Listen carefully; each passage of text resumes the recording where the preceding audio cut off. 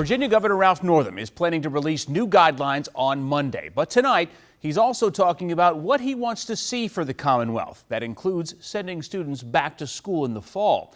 John Henry starts us off with that.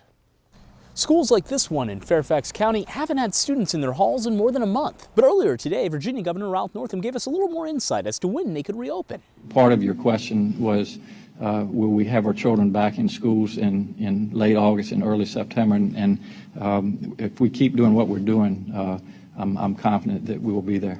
The coronavirus interrupted the school year for Erica Parker's daughter. Still, the Fairfax County mom says she's not so sure kids should return to school in August. I would rather hold off at least until the fall, especially if they're predicting that this may come back. The Fairfax County Council PTA recently posted the results of a survey exploring that issue to its website.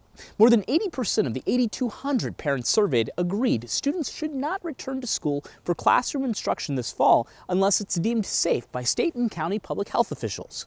When asked if the school district should consider implementing alternative approaches to its in-person instruction next fall, like reducing class sizes or staggering start times, more than 70% agreed. As for what Parker wants to see, I think that being a Fairfax County resident, that they should focus more of their attention on stabilizing their online learning platform. Now, Fairfax County Schools has put together a committee to look at how to conduct the reopening process.